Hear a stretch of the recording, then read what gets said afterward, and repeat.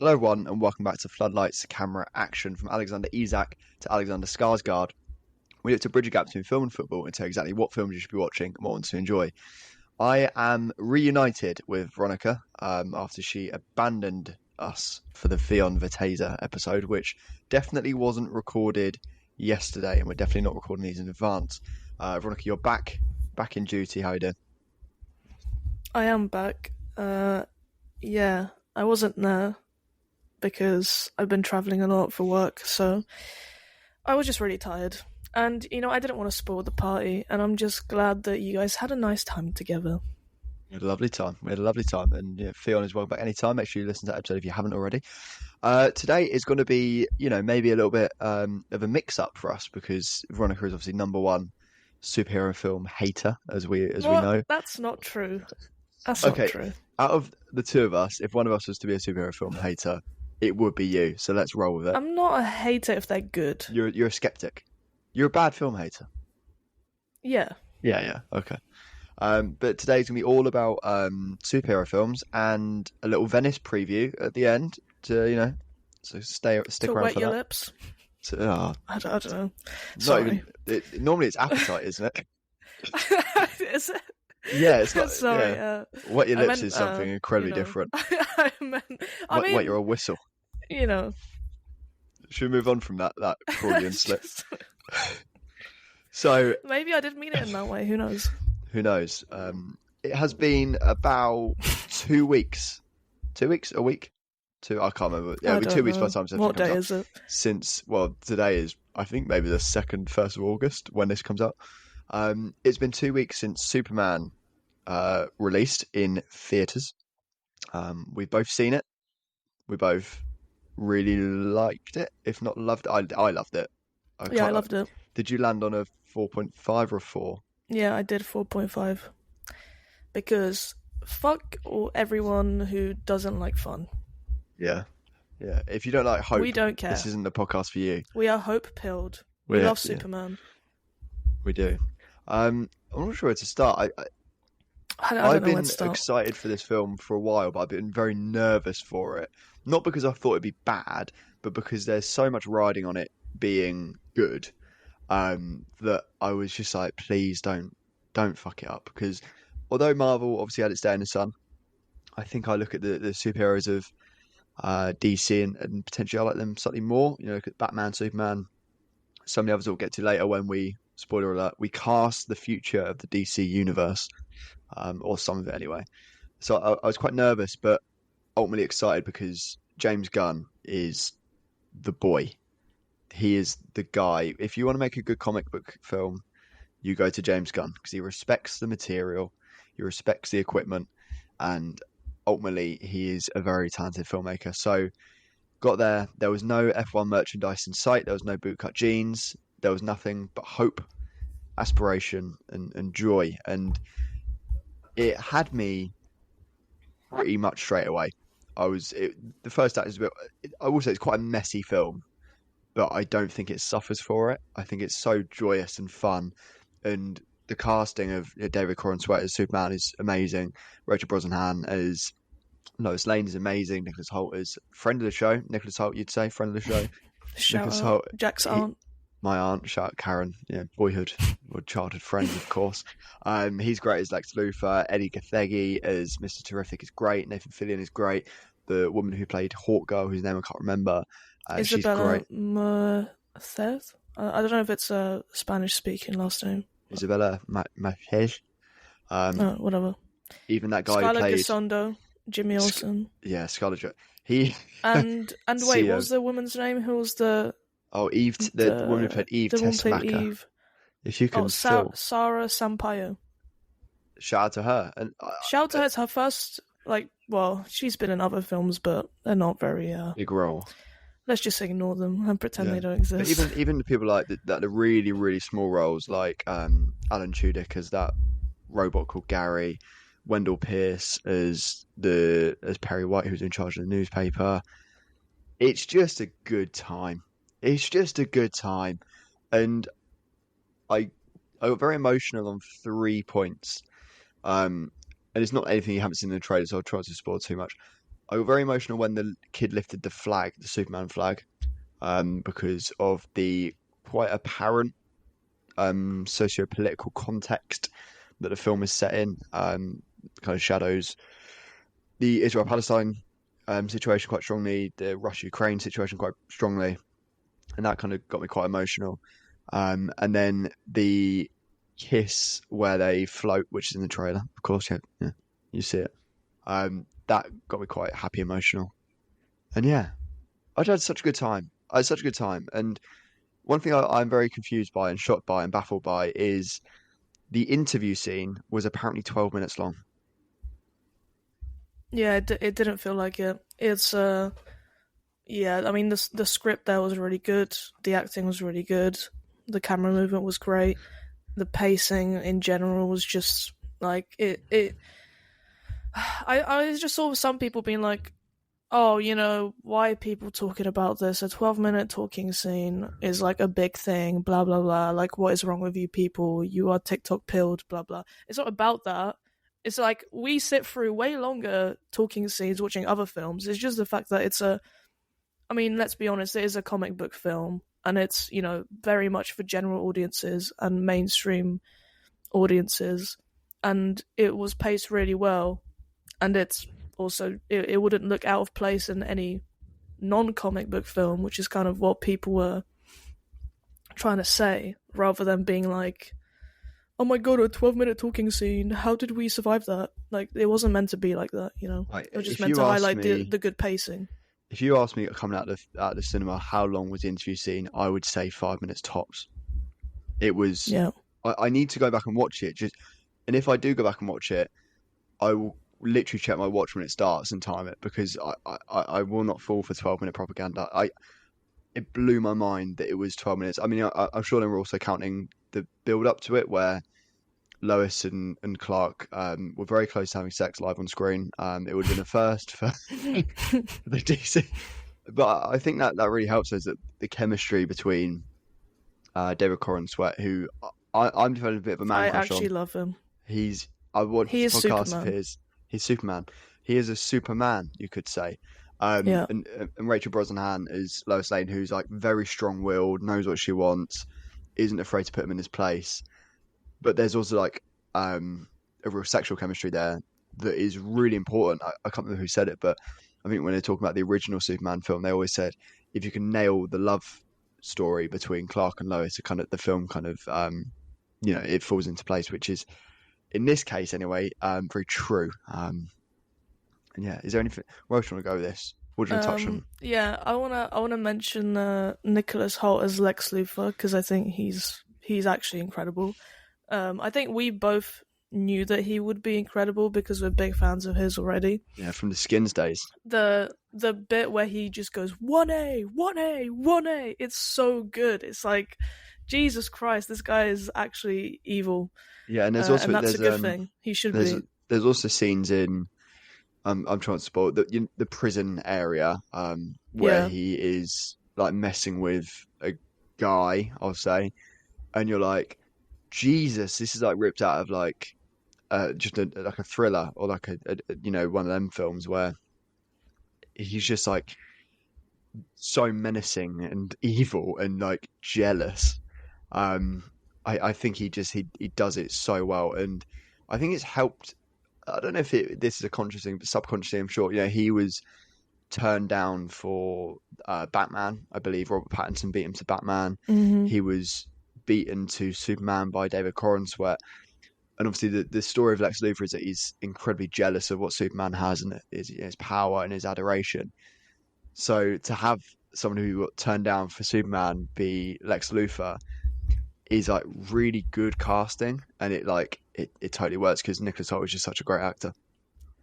Yeah, and I just want to mention one more thing because I read that they did test screenings where they wanted to remove the scene where he saves the squirrel. The squirrel, sorry. Yeah, And I think that is so stupid that people were like, why is he saving a squirrel? It's only a squirrel. Why is this scene in the film? Like, who are these people going to test screenings? Who actually are they? I How don't many know brain cells do they all have put together? I don't know It's what a test definitely screen under thinks that five. is.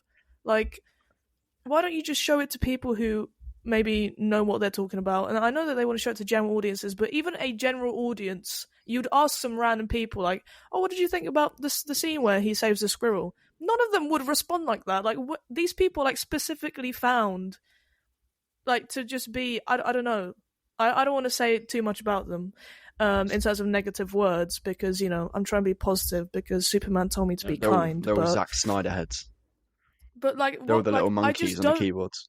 I just don't understand how do you even think that? That was one of my favorite scenes. Like, yeah, 'cause it's the so fact cute. that he goes back and saves a squirrel during all of this that's happening, but he takes the time to go and do that. That's exactly what Superman is. Like that is literally like the one scene that sums him up. Is that? Yeah, Yeah. I don't know where the fuck they find these test audiences. I also loved how. I get why people like origin stories, and like everyone, if an origin story is good, it's good. But I really like that they didn't, and they kind of just, I think was it 2 or 3 years into being Superman, something like that. I think it was three. Yeah, it's three because obviously I had like the 3 minutes, yeah, at the beginning, and the world it doesn't just feel like we've just kind of dropped someone in. The world feels really lived in, and there's kind of things that normally you'd exposition in. You'd be like, oh, so this guy Rick Flag, he's in charge of this group and they do this, and this, but it's kind of just like, oh, yeah, you'll learn about it later. It's like, oh, okay, cool. I don't need to know everything. It feels lived in, Justice Gang, whatever they're called, are dropping in left, right, and centre. And it's like, yeah, checks out, makes sense, it feels busy. And yeah, it's just, one other thing I loved was Ma and Pa Kent, his adopted parents. I thought, especially there's a couple of scenes with Pa Kent where it isn't like a massive, grandiose speech. It's just these little pearls of wisdom from a humble farmer from Kansas, and again, it feels like family. It feels warm. It feels happy. But there's also, I think, what's really the thing about the Snyder films is that I understand there is a place for darkness in these films, and they're boring. But when everything is dark or everything is miserable, nothing is miserable. Does that make sense? It doesn't hit. But they literally just were boring. I remember going to watch Batman v Superman at the cinema, and it was just boring. I cannot remember a single scene, a single piece of dialogue. I don't even know what happened. Who won? Did no one win? I don't even know. But I was there day one at the cinema. My point broadly is that yes, this is a very hopeful and optimistic film. But it also has moments where it's really dark. There's like an animal getting abused. Yeah. There's people just dying. That is way more impactful because that is in contrast to what's come before with all the lightness and hope. But also, just to add on to that, were you saying that Snyder's films were like dark and stuff, and they were all, most of it was dark, so that it didn't really matter when it happened. If you want a good, darker superhero film, you could go watch The Batman, and that is someone who knows what they're doing and makes a darker superhero film without compromising just about every single thing that makes a film, such as the script. And also, that film's funny. That's a fun, and everything else. But also, The Batman is it's obviously dark, and it's but it's not just dark for dark's sake. The vibe that they're going for is done perfectly in that. Yeah, and also it's done by someone who knows what they're doing. And it's got good, as you said, picture. It's got good comps, things like Seven and Zodiac. It does have good comps, but also it's funny, like the thumb drive thing, or when I'm gonna call him Battinson, when he punches Detective Gordon. And later on, he goes, "You could have pulled that punch, man." He goes, "Yeah, I did." It's really dry, but I think that is the mark of Zack Snyder, good guy, good dude. Like by all counts, he's a good guy. I don't love his films, I don't love his style. Whereas you put someone really competent in, like a Matt Reeves or a James Gunn, and you could go, right, yeah, makes sense as to why this works way better. And I think there's a place for Snyder's types of superhero films. But maybe in the Marvel universe. Yeah, well, yeah. Weirdly, though, I don't think I think they just need their own. I just don't really care about Marvel right now. Yeah, so yeah, it's a fair point. They can take all the rubbish. Yeah, take all the offcuts. Yeah. Any final comments? Yeah, and I'd just forgotten. I was gonna Gundam, say something. Gundam I've Jam. completely forgotten about it. My gun did jam. Yeah, And I've fucking forgotten what I was gonna say. gun wasn't loaded. No, it wasn't. Was it a character, a casting, a moment? I literally have completely forgotten what I was gonna say. Like Can I tell you what I completely. loved? Can I tell you what I loved? Yeah, what did you love? Crypto. Fuck it, I love that dog because he reminds Oh, me of I know what I was gonna say now. All God. right, thanks. Yeah, Thanks for wasting a little you're bit of welcome. time. Uh, no, what I was gonna say is the ending. We talk about the ending, right? Like the very ending, where it kind of teases the next film. Yes. We're gonna The name. Are we gonna? introduction of Are we, yeah, Supergirl. I mean, okay. everyone Well, knows yeah. there's a Supergirl film coming next year, right? True. True. They already started marketing it. I think Millie Alcock is like perfect for that role. Yeah. Also, I have a massive crush on her. So Yeah, she is very yeah, attractive. Um, you get enough. but I Hands mean, off. she was great in House of Dragon, and she will be great in Supergirl. Mm. And I think that's the fact that like it's gonna probably carry on and be another really good film because Superman has filled me with hope for the DC universe. Have you read about the or plot whatever. synopsis of the No, I Supergirl haven't, film? but I know that she's more like violent. Yeah. So That's essentially, all I like, know. so they made a Supergirl TV show, the CW kind of CW verse, like a Flash show, an Arrow show, Reverse Supergirl show. shout out for CW because that is some Reverse, yeah, slop. reverse shout. But they essentially what they did with Supergirl is they kind of just like she was basically just a stand-in for Superman. It was just like obviously they weren't exactly the same, but it was basically just a female Superman. Um, but what I like about Supergirl they do it in the film is it's drawing from I can't remember what the comic's called, but it's a really iconic Supergirl comic run. And it kind of shows her to be quite broken, quite traumatized. So she uses alcohol. She, goes to different planets with a red sun so she can get drunk and kind of fight and whatever. And she's quite scrappy. And I think when you look at obviously it's not directed by James Gunn, it's directed by I want to say Craig Craig Gillespie, who did Yeah. Lars and the Real Girl, very good film. Yeah, he did. And I, Tonya. I Tonya, I've not Let's seen it yet. ignore the fact that he did Cruella because Yeah, I don't like that film. let's ignore that. But with James Gunn's oversight, I think he might have had a hand in writing it potentially, or he would have No, the overseen writer scripts. is there's only one writer, Is and it? it's Anna Interesting. Nagara, Do you know what she's written before? and she has written a short film that has very good reviews, and everyone in the reviews is like, I'm glad that she's writing Supergirl. So Oh, apparently that's quite good. She's also going to write the Wonder Woman film and the Teen Titans film. So they've got her on to write 3 big films wow, yeah, she really hasn't in the future, even though she genuinely has, in terms of film credits, she's only written a short film. She was in Vampire Diaries, and she was the original Vassar workshop production of Lin-Manuel Miranda's stage musical Hamilton. So, But I good trust on the Anna. fact that James Gunn has picked Exactly. someone who can write. Exactly, and it feels like there will be some flashes of Guardians of the Galaxy inspiration to the raccoon rocket. It kind of feels slightly similar-ish in terms of there's similar inspirations there. And yeah, I'm really excited about the future of the DCU. And we should say, not everything will work, but what I like is that they're taking swings, and it's not just if you're going to flop, take a risk. Don't be a boring. Yeah, don't flop. make it boring. Exactly. Yeah. Like if you look at like Clayface, for example, it's clearly very influenced by things like The Substance and A Different Man, and other comps. If that doesn't work, I won't be mad because they've tried something. And a fucking body horror film within the DCU, that's cool. That's unique. Yeah, the only thing I'm skeptical about in Supergirl is that I do not like Jason Momoa, and he is cast in that film. Yeah, To be fair, okay, but then on the other hand, I did kind of like him in Dune. He's really good in Dune. Yeah, maybe this is where he gives more of that rather than I will say whatever he was doing in the rest Dune, of his career. Non-book readers won't know this, but Jason Momoa's character actually goes on to be like arguably the main character of the books because some stuff happens with Paul Atreides.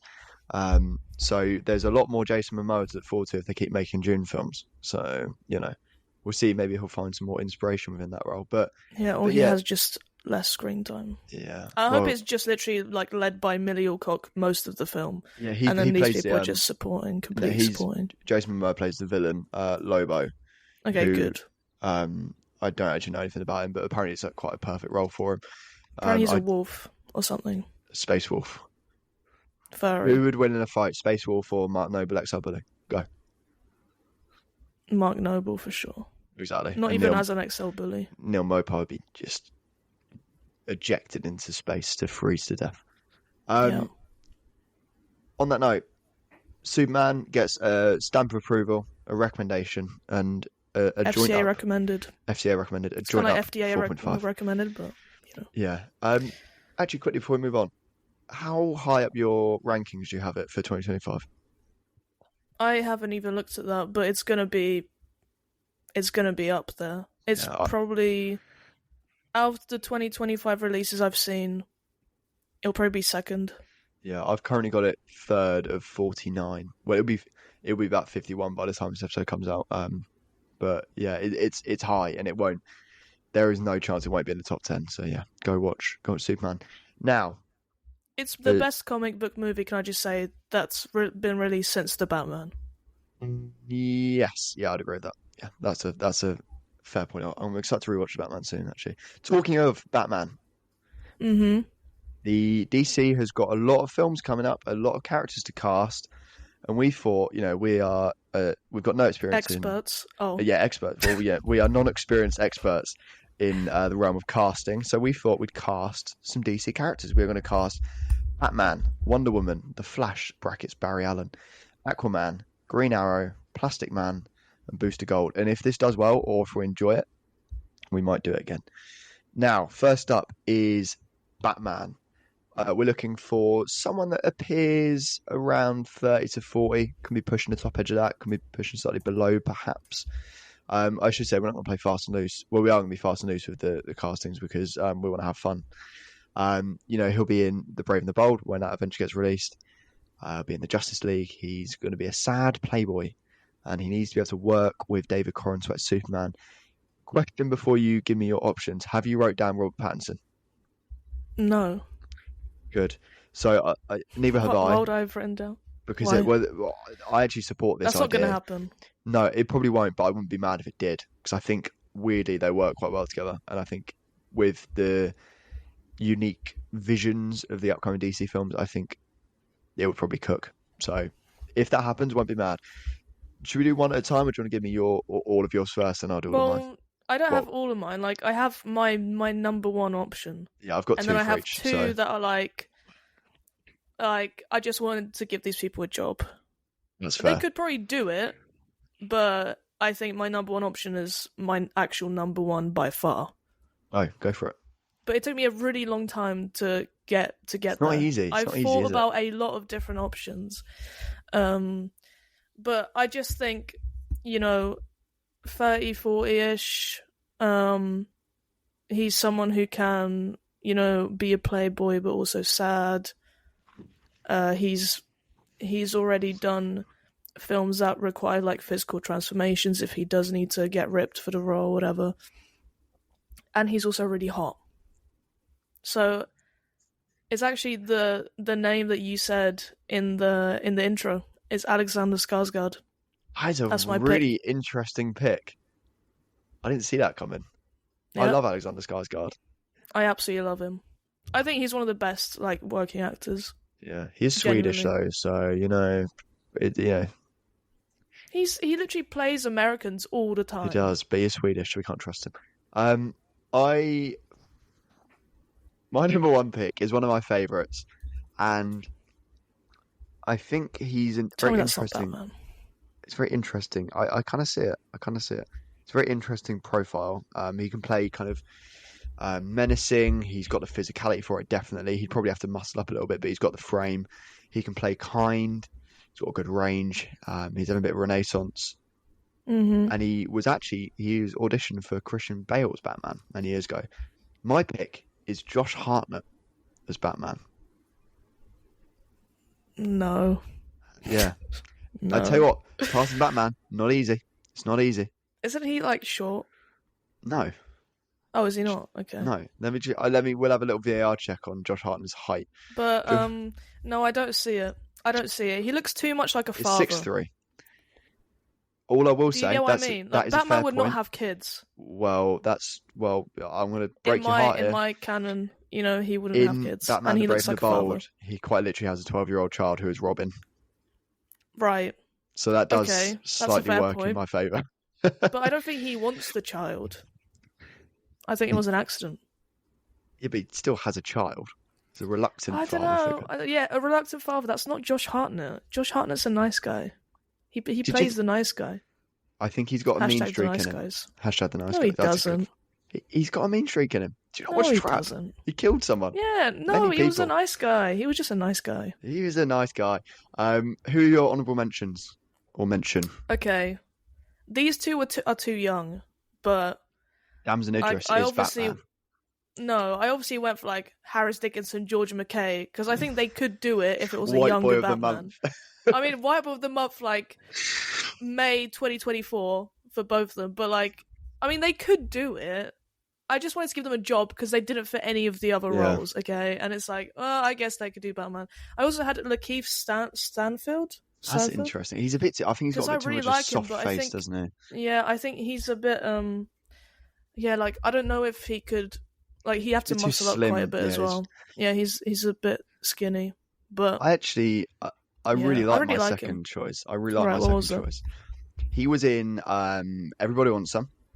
He played Superman in Superman and Lois. It's Tyler Hoechlin. He is experienced playing superheroes. He's got the physicality for it. He's got a strong jawline. oh yeah, no, I see that. Yeah, I think he's, I'm leaning towards that as my first choice. that's good. That's really good. Yeah. I was flicking through. Damn, yeah, that's a See? really good choice. That's really See? good. I So- see that. So our two options are Tyler Hoechlin and Alexander Skarsgård. Who do we prefer out Oh, of them? wait, can I ask you a question? Of You don't have course. time, obviously, to think of an answer, but if they did, actually no, they would never do that because it's called Batman. But what if there was like a woman Batman? Who would you cast? Kate O'Brien. Fuck off. Okay, move on. Was that your choice? Move on. No, it was my choice for Wonder Woman, which is the next one. I said Kate O'Brien. So your first choice. So I should say Wonder Woman. That's my first choice. We're looking for an actor around her 30s-ish.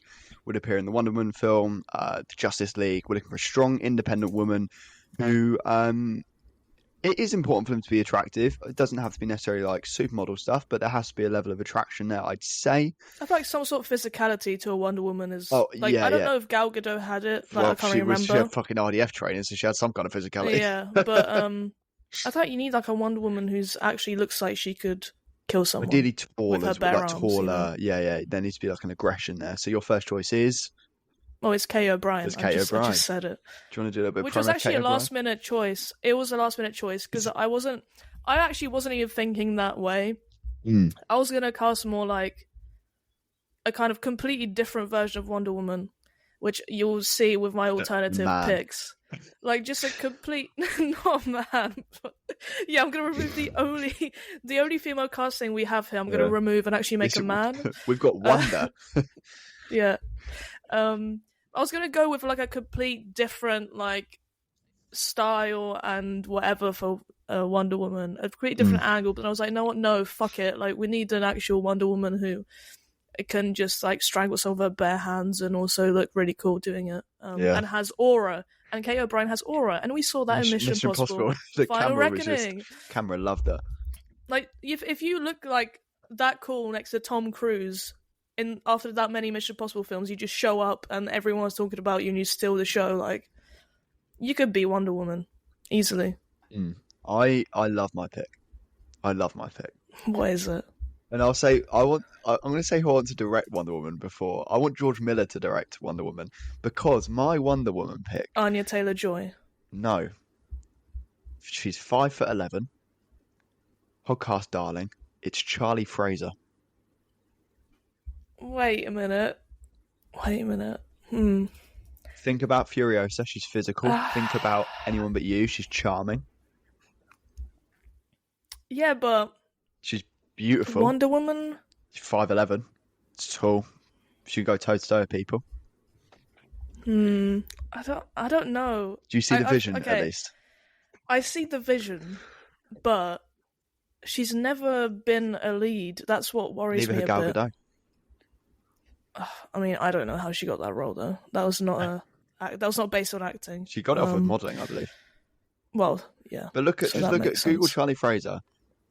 That face card. Yeah, but you can't just cast someone just because they're Right, attractive. look up Charlie Fraser Wonder Woman, and I'm sure someone's like done a mock up. Look, I don't think anyone would have done it. Okay, no, why there's is that loads. the first thing that comes up? Oh my god, what Look. the hell? I mean, yeah, but that's Look just at I her. don't know. I'm going a different direction. You're going. I just don't trust her to lead a film. I haven't seen enough. Look, I'm gonna say it. What did Brighton do? How did Brighton buy players? Do they go and spend 80 million on Moises Caicedo, or do they get them from like the second division of Guatemala? Yeah, but DC aren't Brighton. They're like Liverpool this transfer window. They can go spend 140 mil on Isak. I'm going to tell you why that's not true. David Corrin sweater Superman. He was like No. You know I have a shred of truth. Whatever. Okay, yeah, whatever. I like know. both our picks there. Who is your honourable mentions? My your weird alternatives picks. were like complete different. So my initial first pick, which you're going to be like, this is rubbish, but okay, I went with Mia Goth. Mia Goth. Yeah, that's I too went with small. Mia Goth. It's too dainty. She's physical, maybe, though. but I watched. Well, this is like 2 years ago, but I watched Infinity Pool, and she is like, completely like in control of Alexander Skarsgård, who is obviously a lot taller and bigger than her, and she's just completely like controlling everyone around her with a gun and going insane and crazy. And I don't know. If she did the physical part, and I don't know, maybe they'd go for this is a complete different Wonder Woman, right? This wouldn't be like your classic, obviously typical Wonder Woman. She was going to be in Blade, and then Blade is just not going to happen, which is a shame because I would have loved to see that. Honestly, like the way they're overthinking, I just love Mia Goth, really. Yeah, shut up, Mia Goth. My other choice is quite a boring and one. my other choice was Margaret Qualley, which is more realistic than Mia Goth. But yeah, my other one, I'll be honest, I've picked a podcast favourite. My other pick's very boring, and I actually prefer the Charlie Fraser shout, is Adria Arjona. I love her. Yeah. She should just be in every film. I do feel like it's a weird role to cast. It's not an easy role to cast. It's difficult because you don't know, like... okay, can I just say, I feel like every Wonder Woman... It'd be way easier. I feel like every Wonder Woman has been, like, very... Okay, obviously I haven't watched the really old Wonder Woman films, but when I watched the Gal Gadot ones or whatever, it just seems to me like it's just... No. It's just like... It's just a superhero woman, there's not... I don't know, maybe I feel like they should just add a bit more substance there. Maybe it was the lack of acting in Gal Gadot's performance that made me think that there's absolutely nothing going on behind those eyes. So much of Gal Gadot's delivery. Yeah, maybe someone who's a bit more charismatic and can actually act. That would be at least an improvement. Yeah. So no pressure, guys, no pressure. Next up. No, absolutely no pressure. Next up is The Flash, brackets Barry Allen. We're looking for someone probably around 25, but it's relatively open with the casting. You can kind of cast younger or slightly older. Obviously, we'll feature in The Flash if they ever make that into a film. We'll probably see him in the Justice League or another project first. With someone who's playful but serious at points and looks like they might be slightly intelligent and able to carry emotion at moments. Can I go first? I think your casting is way better than mine for all of these. Can I go first? I had no idea what to do. Yeah, go for it. So I'm going to do both of mine because one of mine is like, it's an obvious one. The obvious one, well, it'll make sense when I say it. Okay.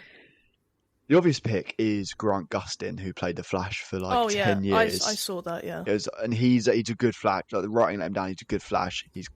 He's the boring pick. If they went, we'll have Grant again, yeah, he can absolutely do it. He'd be fine. He loves the role. My actual pick, though, and I don't think he'd do it, but I think he's an actor that can be quite charming and looks clever and playful. and he has done like dance choreography, so he can do the physicality stuff. It's Mike Feist. Stop. He's one of my picks. We've just cast the Flash. Mike Feist, welcome to the DC universe. It's He's so obvious, he's right? my second option. Yeah, he would be great. And he's He would be taller than I great. thought he was. He's like 6 foot, so he could definitely do it. Yeah, he's Yeah. okay. He's one of my picks. Yeah, Do you he want to wasn't my elaborate on Mike top, Feist, and then you can do your top pick? yeah. Who else do you have? No, but that it was literally I just wrote down Grant Gustin and Oh, Mike is Feist. that it? Why do Okay. you like Mike Feist? I just really like him in Yeah. challenges. Shame we can And get Josh O'Connor in there. he's obviously done West Side Story, so Mm. yeah, like you said, he could do a bit of physicality, but like he doesn't have to be massive to be the Flash. Do you know what I mean? Like Yeah. he could just be Well, no, himself. you don't have to be massive. You just got to be kind of He like just has to be cute slim and look like a sprinter. yeah. He played Yeah. a tennis player. That's the same thing, pretty much. And he can do quiet Um, as well as loud, which is quite. Like, I remember in the Bike Riders, he had quite a quiet role, but he did that well. And he can kind of slip in and out, but also he can be like quite cheeky He also and looks playful. young. Like he looks younger Yeah, than yeah. he is, which is good for Gives the him Flash, I longevity. think. Yeah. Yeah. Who's your number Okay. one choice? I don't know if this is a good choice or not, but I just Can't say that wanted for to give him a everyone. job, and I think he could do it. He could pull it off. So I went for Damson Idris. I like it. I could see him do the Flash. Why not? There is, I will say, Can you see it? I could see it. I see it. Why couldn't he be the Flash? Well, I think some people would be very angry that a black man's been cast as a Flash, but fuck him. That's what I say. I mean, he wears a suit all the time. How do you get angry at a comic book character People being cast as non-white? because people are racist. But no, Yeah, I like guess, it. But he just has the charisma, and like if they go with more of a Flash that's like, that has aura, then I think they go for someone like Damson Idris. Also, he If can they go go fast. for like a quieter, stupider, side character, skinny boy, then they'll go with Like Mike Ezra Miller. Feist. Yeah. Oh yeah. If they go with like similar to Ezra Miller, then they'll go with like someone like Mike I Feist, actually not him. prefer. But I if they just prefer went with someone who's just I- good at steal the screen, then I Damson prefer Idris someone would in be Flash as a Flash who actually has a less aura. Just personally, like that's why I kind of prefer Mike Feist because he's not got like that. I have Like another Damson option. Idris. Okay, go on. Drew Starkey, who was in Queer. He was on my list. But I didn't put him he on. would be good. Yeah. So what we've clarified here is that we're very good at casting Flash. Yeah. Mike Feist or Drew Starkey. Yeah, I think Drew Stark. The issue with Drew Stark is that he looks a little bit too evil. I look at him and I go, No, he's I a think- cutie. but yeah, I like it. So moving He's on. actually gone blonde recently. I don't know if the Has Flash he? is blonde. Actually, he's not blonde. Is he? No, it's not blood. No. But he's gone blonde, so Should maybe be, maybe he's preparing for one of the other roles because the other roles do have blonde hair. Such as Green Arrow, which we'll get to later. Yeah. But next up is Aquaman, obviously previously played by Jason Momoa and Alan Richardson. It says here, a half Atlantean, half human who is reluctant to be the underwater king of Atlantis. He's got super strength, durability. Basically, he's a big guy. He's a reluctant leader. He is quite extroverted. Will throw himself into danger. Mhm. Who is your first? Do you want to do first or second choice first? Who's one of your choices? I only have one. Oh, okay. I only have one. And I also just want to say I didn't like Jason Momoa's Aquaman because I've already mentioned I don't like Jason Momoa. I liked him more in the Minecraft movie than anything So else. I think that The Only Way Is Up from that actor. And Yeah. I found this one really hard. I couldn't think of anyone. I found it very Because difficult. you're just thinking of like a big guy, right? Yeah. You are, because Aquaman is just a big guy. Yeah. So it's like I don't know Big any dog. big guys, I don't know any like muscly massive men. I'm Should sorry. clarify. I don't know any massive men either. I'll go to my local gym and I'll see if anyone wants to do it. There's a few types that could do it. Okay, and do you know who I went with? Go on. I went with Josh Hartnett. Yeah. Yeah. I went That's with Josh Hartnett interesting. as Aquaman. I went with him as Aquaman more than Batman. Yeah. I think I still prefer him as Batman. I mean, Tyler Hoechlin was my first choice. I think Aquaman, and especially when he has his hair a little bit longer, like he can Yes. do that. Yeah. So he could be I tell you what, he's Aquaman. really good in the bear. So I made two choices. One of them is a similar to Grant Gustin. The boring one is Alan Ritchson, who loads of people want to play Batman. I don't like him as Batman, but on Smallville, the Superman show from many years ago, he played like a teenage Aquaman, and he could totally do it again. He could totally do it. He's got the physicality for it. He's got that kind of movie star quality. But I actually went for a younger choice for mine because I feel like a bit of longevity. He can age into the role. I'm not 100% in love with it, but my choice is Charles Melton. That's, I like that. I actually do. Yeah, I like that. yeah. And We're I good really at like this. him. He's really good. You're Yeah. really good at this. You're like actually properly. You should be a casting director.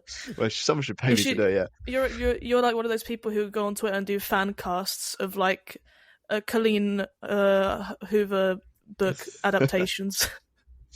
Like, so he should play the guy and she should play the girl. So Yeah. that's you with every single fan cast. Yeah. I feel like I'm locked in, but I think you're doing a good job as well. You know, for someone who's not a massive superhero guy, I think we're both doing a good job here. Guy, not a massive superhero. Guy is not a gender term. Guy is not a gender I know. term. I just found it funny. Yeah. Not a massive superhero guy. Next up, That's funny. Green Arrow, previously played by Stephen Amell on CW, who is a wanker. And fun story about Stephen Amell. So my family, they still do, to be fair. I don't really do it anymore. They used to go to like Comic-Con type events quite a bit, like once a year in London. And Stephen Amell was there once, and he blocked off an entire toilet to himself, and the security wouldn't let anyone in because he was too scared of being mobbed. No one cared about Okay, him. I don't even know who he is, so. He just played Green Arrow Yeah. many years ago. But Green Arrow is a bit of an I think interesting there's character. one that's really obvious. Do you want me to do the? But explain do who you he want me to do is, the? Yeah. and then So I'll tell you he's really obvious. he's a rich man. He had a life-changing experience on the island, so he's a bit cynical, but he's brash. He'll throw himself into danger. He's got a bit of do a laugh and a joke. You need to be able to do hand-to-hand combat type thing. You need to have a bit of not. You don't need to be massive, but you need to have a level of physicality to you. And he's a leader sometimes. We can be a leader, but first to be on his own. Who have you chose for your first choice for? This is like Oliver this Queen. is the first one I casted. This is the most obvious thing ever. Yeah, Austin Butler. yeah, I saw that quite a lot, but I thought it was too obvious. But that's just the first thing I thought of, and Mama, then I was like, I'm Green Arrow, Mama. I got a bow and arrow, Mama. Does his Elvis voice because constantly. he has the beard, he has the beard and the Slim. mustache thing. He has the long hair. Like it's actually basically what he looks like in the comics, Yeah. right? He can Yeah. do that, With, and he's also give a him good little hat. actor, obviously. He's done franchise stuff before, so he's not afraid Yeah. of doing that. I like it. I'll do my honourable mention first because despite not hating him, I didn't like him in Tornado, but I've heard good things. Oh, okay. I think Jack Slow Loudon. horses. Jack Loudon could definitely do it. Just looking at him, How tall is he? I don't know how tall is Green Arrow supposed to be. I don't know. He seems a bit taller. No, to He be able is. to like hold a bow and arrow. Yeah, he needs to be a little bit taller. Jack Loudon is 6'1". He's 185. Oh, 6'1". Six He foot doesn't one. look that tall. No, he's got. But I think that kind of works. He can be stealthy and be small. Yeah. I think that's just a fine choice. But my first choice. But I don't know if he could do Green Arrow. He's more like even a Batman-ish than a Green Arrow. Yeah, to if me. he was like too, I don't know. Yeah, I like it. Could be a good Batman. She's got the jawline. He's got like, the steeliness. But my first choice, one of my favourites, because he can do a bit of everything. It is Wyatt Russell. Yeah, but wasn't he in Thunderbolts? That's Does that Marvel. matter? Marvel. No, if it was Does that DC, it matter? would matter. No, it doesn't matter. He could just do both. He did well. Loads of the Guardians of the Galaxy are in DC now. Oh, I had no idea. Yeah, my first choice is Wyatt Russell because I think he's done franchises. He's a good actor. He can be funny. I haven't seen him be super stern and serious yet, but I think he probably do it. I'm not in love with any of my picks though. I don't love them. I just Austin think Butler is Austin really Butler's just the obvious, most yeah. obvious one. Yeah, that's probably. I mean, if they have the money, that's what they're gonna go with. I'm guessing. Yeah, he Or got, they'll just go with someone who's not known, right? They could do that. yeah, he's got that kind of star power. Now, moving on to a fun choice. Oh god. I didn't know who to pick. I have This two. is I've got two as Oh well. It is god. Oh Plastic god. Man. Um, Plastic Man's key qualities stem from his unique malleable physiology, granting him shapeshifting, stretching, and regeneration. But most importantly, he is funny. He is light-hearted. He is cheeky. He is a cheeky chappy. Can I give my two choices first? Can I jump in? Yeah. Because My mine are first like choice. off the rails. My first choice is the most obvious bit of casting of all time. It's John Mulaney. John Mulaney could absolutely be Plastic Man. Hmm. He's done franchise stuff before. He's funny. He's got long limbs. I like that. My other choice though is an actor I don't love, but I'm coming around to because I think he can do funny quite a lot. Hmm. And he's not very tall, but that's fine. It's Daniel Radcliffe, Mm. Harry Mm. Potter. Very hard role to cast. So I'm Mm. very interested to Yeah, see I don't know. who on earth have you Mine are chosen? no, mine are genuinely like you would never pick these in a million years, and they're also both so different from each other in every single way. Denzel Washington is Plastic Man. No, okay, you know, okay. So there's this like comic screenshot of Plastic Man just being like a bit, funny in a way that's like He's cheeky. He's a cheeky yeah, boy. like a cheeky guy, but maybe sometimes he doesn't read the room. Is what I was getting from my research. Yeah, out of context, Plastic Man. So so I couldn't. I have had it so hard to cast this. I went for Shamik Moore. Based on not being able to read the room. Yeah, based on his And we'll interviews just with get Haley we'll just get Steinfeld. we'll just get Josh Allen to beat him up Uh, constantly.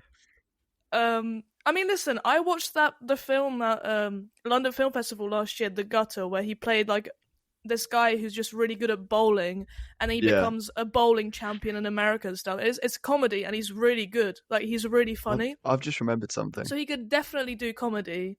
He's done I've franchise superhero stuff before, yeah. Spider Verse. Why not? I've It would met be good. I've met a You've met former Shamik Moore. no, I've met a Oh, former Plastic Man. oh A God. guy called Ralph But can you Ralph see Dibney. it? But can you give me some credit here that it would be good? I just don't really He like could do Shamik it. Moore. I Yeah, really but I don't think Plastic Man's meant to be likable. I met I met oh no. I met Ralph Dibney at one of those Comic Con events, and he was lovely. He even gave us a free photo. We should have paid like 20 quid, but he did it for free, which is nice. But he was he got sacked. He was racist. Oh, right. Oh God. So no, But naughty Ralph Dibney. admit it, you can see it. It wouldn't be my first Shamik choice. Moore would be a good Plastic Man. Look at that. That's Plastic Man. I just sent you a photo.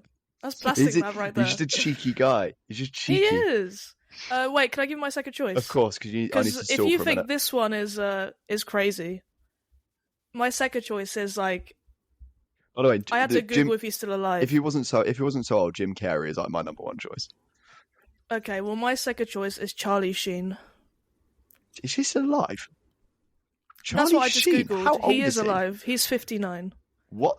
Oh yeah, he didn't have like a coke problem. Is that he looks about 80? Yeah, he had a few issues. But yeah, I didn't go for like people who are particularly You kind of need that off cast, don't you? likable, but he's like the guy who'll say got the something face. that's a bit off every once in a while in the Plastic Man, like I don't know, from what I read, like from the comic stills I saw, it just seems like it'll be someone like that who just maybe can't read the room and says something You know what? out there If and we're everyone's like, what casting- the fuck are you talking about? If we're casting an older Why not? Plastic Man, and this is a Twin Peaks reference, but I don't care.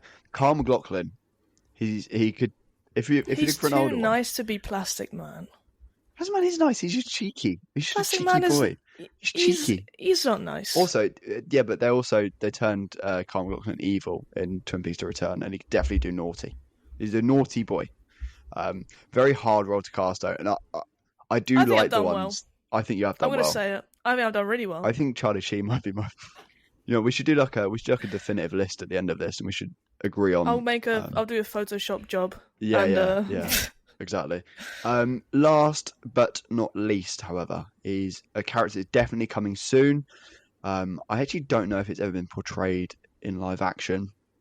The character is Booster Gold.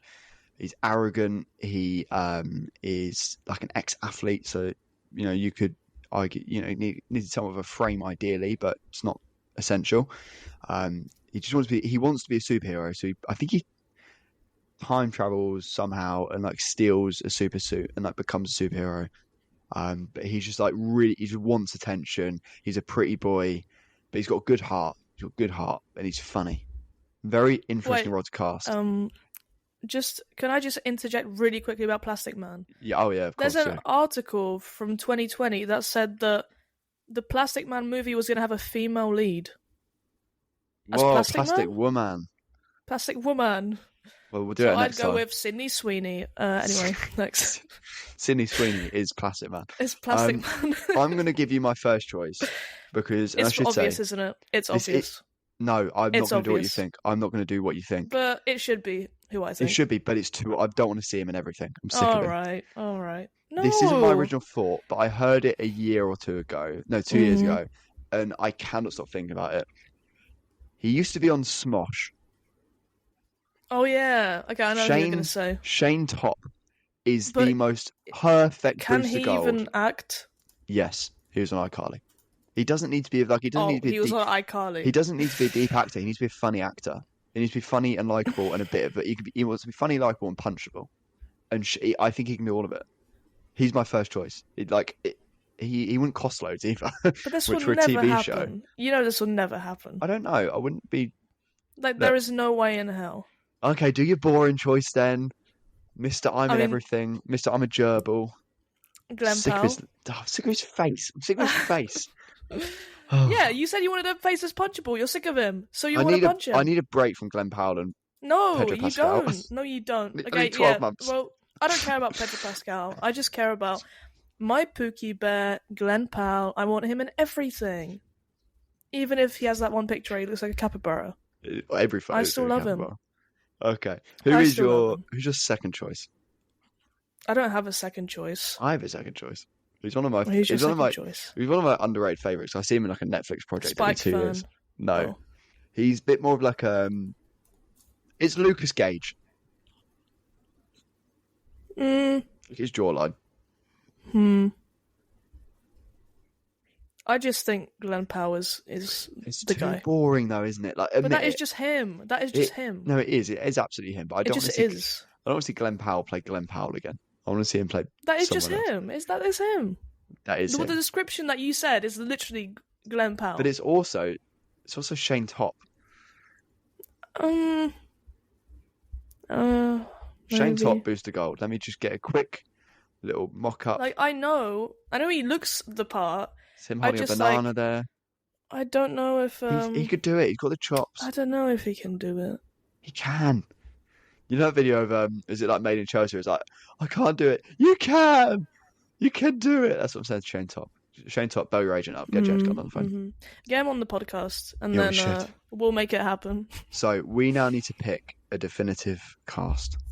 As Batman, who are we Okay. taking? Tyler Hoechlin versus Alexander Skarsgård.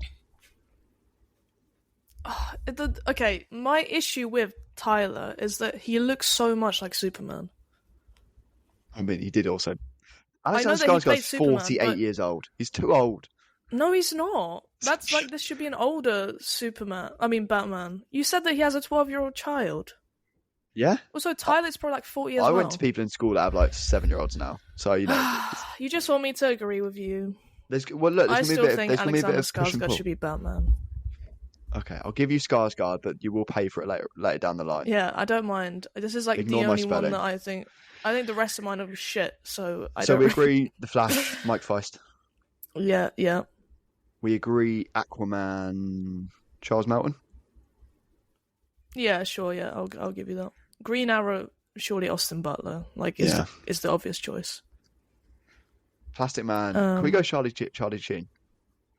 Yeah. Because it'd be funny. Yeah. But you can see the vision, right? The vision is there. Yeah. I'm Like, taking.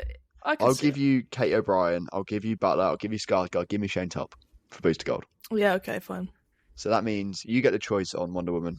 Are you sticking with your girl, Kate O'Brien? Yes, yeah, I am. What was your choice again? Charlie Fraser. I mean, I can see it, but I just think it would be too similar to what she's been before. Yeah. Like, oh, let's cast a model who's tall and has Yeah, but we like Charlie Frozen. dark She isn't hair. a We do like her, dickhead. but let's just go with a different. I don't know. So, Let's go with someone a bit your more definitive like, Justice League casting. Well, actually, we got yeah, not we've really got lots Justice of League, but we'll get lots of other characters to cast. EU, whatever. Maybe in a further down the line we'll do some more characters.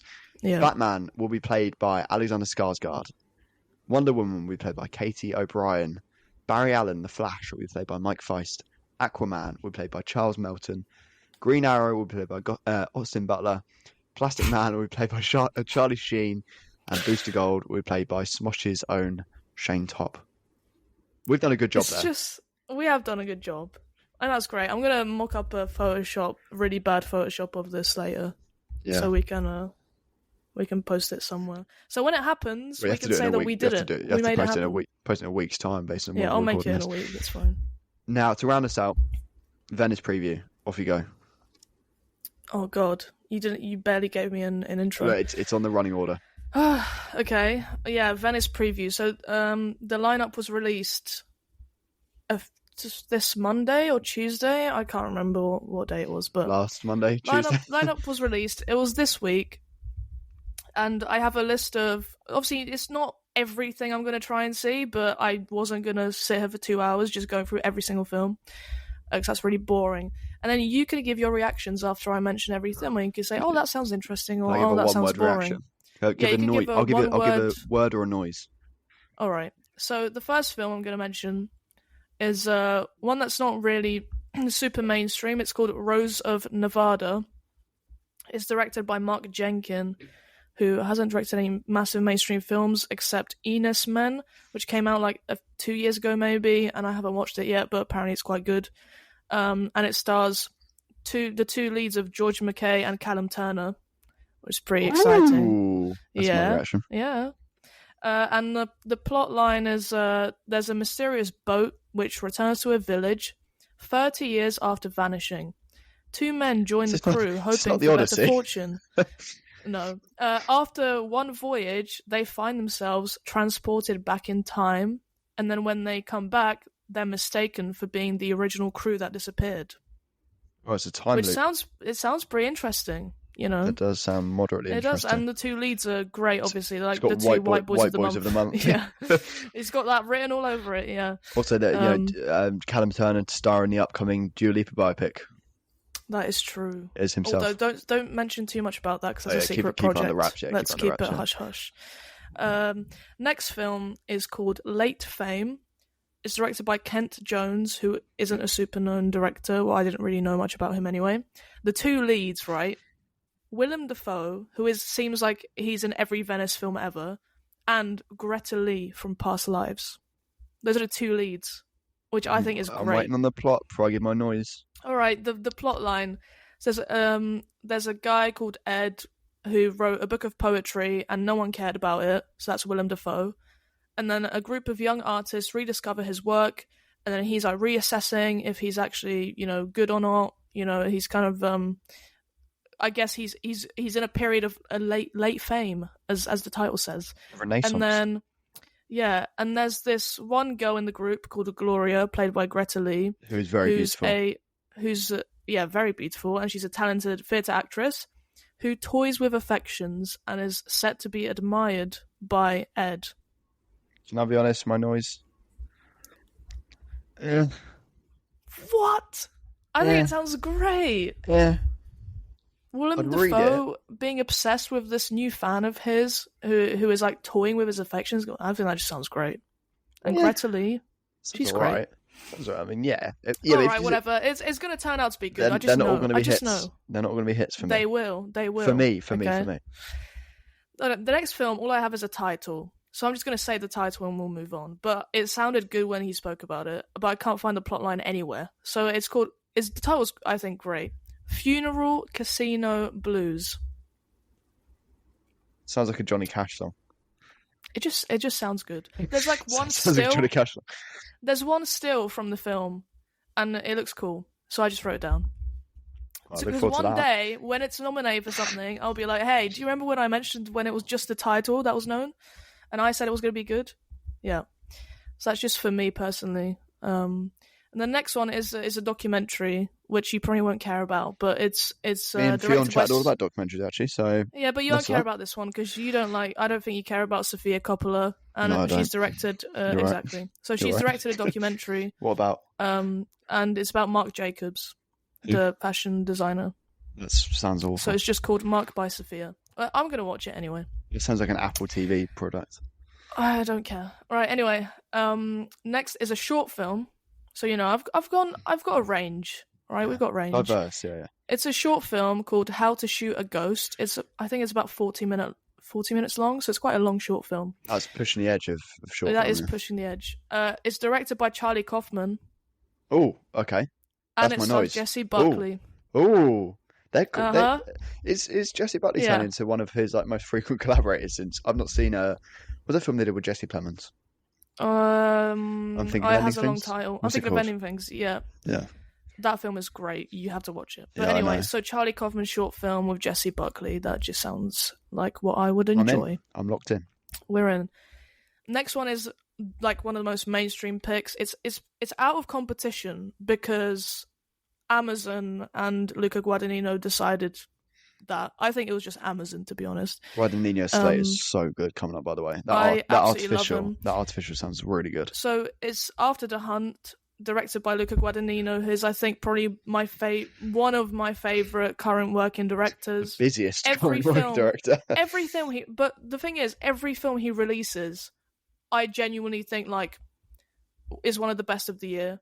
Mm. I mean, I maybe like you're him. not as big of a Well, fan, so but the I'm thing a I will say massive about fan. I love challenges. Everything else I've watched of his, Bones and All, I've given, I love. like, Queer, I I gave 5 stars. I gave Queer, Bones and All, and Call Me by Your Name all a 7 out of 10. They're all good films. And I they're don't all very. really. Call Me they're by Your strong- Name is the one I like the least. But what I will say is like you cannot not respect it. Like he's so talented, and although I don't love all of his films, I do massively respect all of his films. Well, anyway, maybe you'll love this one because it stars Iowa Debris, who we do love as a Garfield, who I podcast. like. And Julia Roberts. Julia Roberts is the lead. I think she's probably the lead. But yeah, those three are kind of the main characters. And the plotline is a college professor finds herself, that's Julia Roberts, at a personal and professional crossroads when a star pupil, Iowa Debris, levels an accusation against one of her colleagues, Andrew Garfield, and a dark secret from her own past threatens to come to light. So it's a bit of a darker one. It's not going to be like your challenges where it's all fun and games, but Do you want to know my noise to that one? it's going to be good. My noise is. It will. I I like didn't it. even hear it. Oh, the 'Cause noise your gave. noise gave. I would- I was just like, what? How do I make Sure. the noise sound? Ooh, Oh, okay. There we Yeah. go. Heard that one. It sounds interesting. Like, it's just an interesting It does. premise. It does. I'm interested to see. I mean, it's definitely going to start a discourse. That will probably be really annoying. Also, in a But, worse director's hands, that film will be awful. So Yeah. lucky Guadagnino wrote it. I assume. Yeah. The next one actually is probably one of the films I'm most looking forward to. Right. So this is, and I don't know if you've heard about this film, but it's called Dead Man's Wire, and it's directed by Gus Van Sant, who is the director of Good Will Hunting. He hasn't made a film in a long time. When I was his think. last one? I've not. I assumed he was dead. No, he's not dead. He's made a Turn new off. How film. do I turn So the fucking noise get on his microphone? his last film was in like 2008 or something, Wow. I think. Gus. He's Van on some TV shows. Like there was a TV show he did which ended in 2018. But in Yeah, terms he of did films, Milk. Did Milk in 2008, which did Sean Penn win an Oscar? I did 2000. Yeah, some I like don't weird. know, but obviously, Milk was 2008. Sean Penn won an Oscar for it, I believe. Good Will Hunting, Drugstore Cowboy, To Die For. Those are kind of the ones that I recognize. And obviously, Good Will Hunting's like One of the best a films ever 4.5, made. 5-star film. Yeah. So this is like super exciting that he's got a new film coming out. It stars Dacre Montgomery, who was in Stranger Things. Yeah.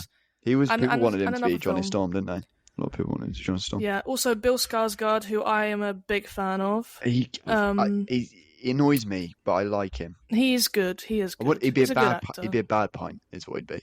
All He'd right. be an awful pint. And then Al Pacino. And do you have an Al Pacino impression in you? no, I don't. Throwback. Are you gonna do what? Are you gonna She's do got another a one? great ass, and you got your head all the way up. It's been a while, so I thought I'd All right. yeah. And the last one, which is someone friend of the show, Coleman Domingo. Oh God, I love seeing Common Yeah, Domingo booked and busy. I love him. exactly. He's gonna be really good in The Running Man, by the way. So the cast is great, the director is great, and the plotline is on February the 8th, 1977, Tony entered the office of Richard Hall, president of the Meridian Mortgage Company, and took him hostage with a sawed-off shotgun wired with a dead man's wire from the trigger to Tony's own neck. Hate So when that it's happens. yeah, it's gonna be. I don't know if it's gonna be like the whole film is set during this hostage situation, or if If it's it's going like to be just 90 part of minutes it. long, But like a tight 90 to 120, I don't know if it is. I think limited characters. it just. I don't know. It seems like it's going to be good. I like it. My noise I can't is find the my noise is runtime. awooga. That's my noise. That's a Why? good noise. I don't know. I'm trying to run it. I'm running out of noises. So Right. Well, I don't know. There's throwing you off there. quite a lot of films left, so I don't know. Like, I'll do like you're a running bird out of noise. noises. I'll do some animal noises All right. next. So or you could just use words. Yeah, yeah, Yeah. yeah, all that. So the next one is called The Wizard of the Kremlin. It's directed by Olivier Assayas, No idea who's what a that is. pretty good up-and-coming director. And it stars Tom Sturridge, not Daniel, Oh, that's a shame. Alicia That's a shame. Vikander, who was in a few films like The Green Knight and the Tomb Raider remake and whatever. Jude Law and Paul Dano. Jude And Law can I has just my tell future you? hairline. So, Well, yeah, and he's playing Putin. So oh, I heard about this. yeah, because I told you about it. Oh yeah, Because I was yeah. like, Jude Law's playing Putin. What the fuck? So the plotline: a young Russian filmmaker becomes an unlikely advisor to Vladimir Putin as he rises to power in post-Soviet Russia, navigating the new era's complexities and chaos. Paul Dano does look very Russian, so that does make sense. Sounds good. Yeah, that The I would next go. one? I'll go. All right, yeah, noise, right. I'll go. Nay, because he rode a horse once. All right.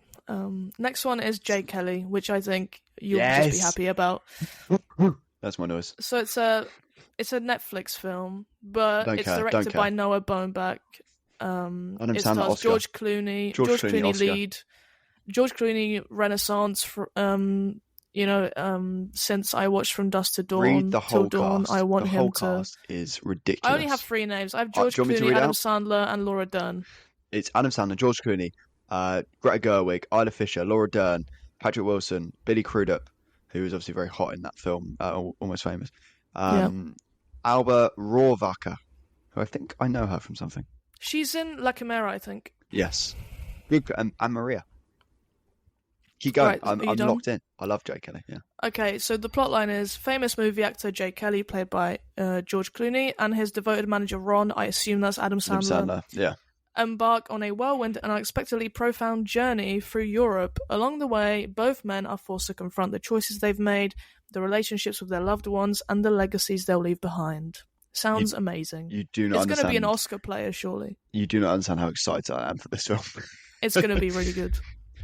I love And Adam I'll be Sandler. there at the premiere. Yeah. Oh, Maybe. God. Hopefully. You don't deserve these things. What? deserve- All right, I'm a Noah Baumbach lover. Just come next year. Just do it. It's Same. so easy. All right. Next film is A House of Dynamite. I think it's a Netflix film as well. I can't remember really, but it's directed by Catherine Bigelow. I Bigelow. think she's done Bigelow, whatever. She's done like a few big films before. Point Break, Hurt Locker. Yeah, those Others. sorts of films. Got, the way It she seems moves like the it's in camera a makes me similar sick. vein to that.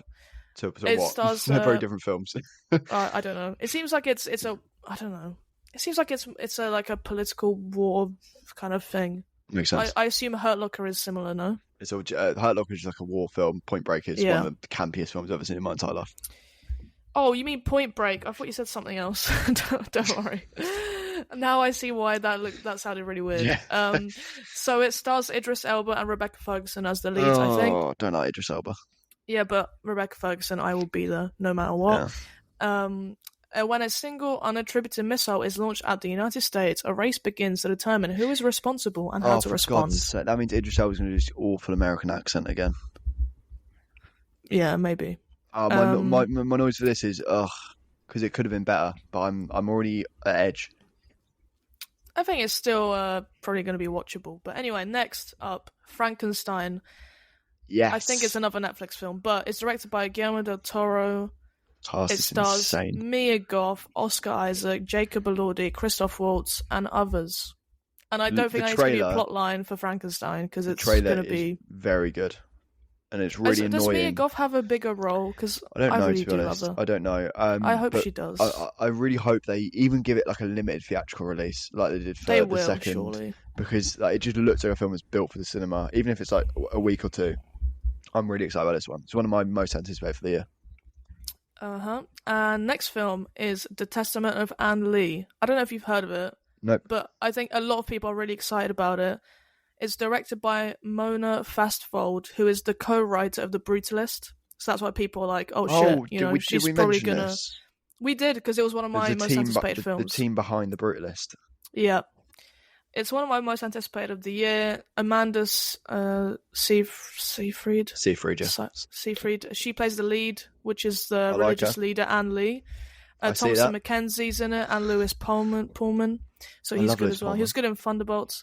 So it's about the religious leader called Anne Lee, played by Amanda Seyfried, the founding leader of the Shaker movement, who was proclaimed by her followers as the female Christ, and went on to build one of the largest utopian societies in American history. She's one of the rare female religious heads at the time, and her followers worshipped her through exuberant song and dance. Yes, so this is going to be a banger. This is going to be an absolute banger. Or it's going to be awful, but agree. No, it's going to be great. It's not going to be mid. Great. That's my point. It's going to be one or the other. I'm really excited about that. How many have we got left? Next film. There's only a few. I swear. Films. Right. Is Father, Mother, Sister, Brother, directed by Jim Jarmusch. Why have I heard of this? And it stars Cate Blanchett and Adam Driver. It's 3 separate stories that all concern the relationships between adult children, their somewhat distant parent or parents, and each other. I'm getting kinds of flashbacks from the 3 separate stories. This is definitely not going to be similar to kinds of kindness. Flashbacks. It's absolutely not going to be anywhere near. Each of the 3 parts take place in the present and each in a different country. Father is set in the northeast US, Mother in Dublin, Ireland, and Sister Brother in Paris, France.